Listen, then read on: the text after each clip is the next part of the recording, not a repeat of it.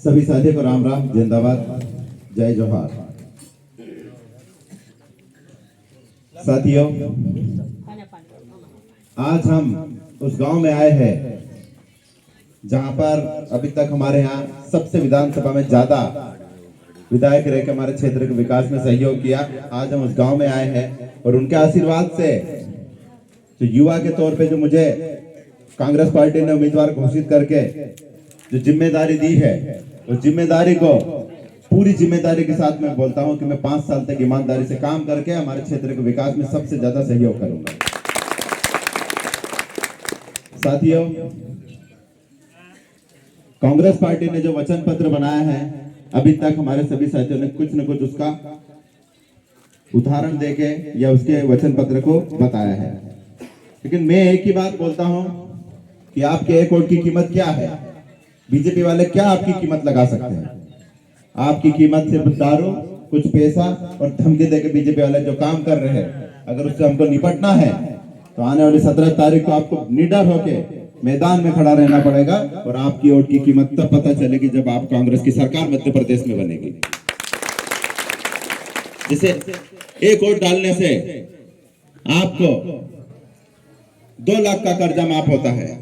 आपके एक वोट डालने से 5 HP की लाइट फ्री होती है। आपके एक वोट डालने से 5 साल तक लाइट फ्री रहेगी। आपके एक वोट डालने से बच्चों की छात्रवृत्ति चालू हो जाएगी, जो 500 रुपए 8वीं तक, 1000 रुपए 10वीं तक और 12वीं तक 1500 रुपए मिलेगी। ऐसी व्यवस्था लेके कांग्रेस पार्टी चुनाव के मैदान में उतरी है।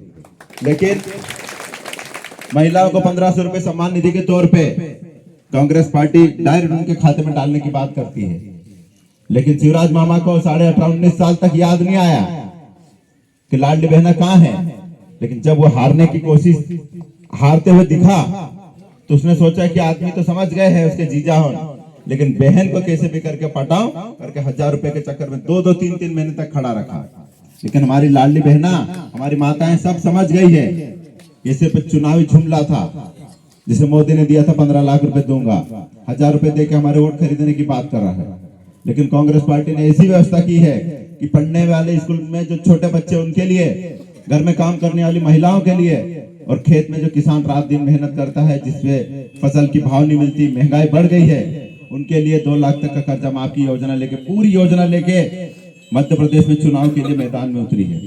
18.5 साल बीजेपी राज करने के बाद में एक ऐसा कोई मुद्दा नहीं है जो हमारे क्षेत्र में विकास की बात करे, या हमारे क्षेत्र में किसानों की बात करे, या पढ़ने वाले बच्चों की बात करे।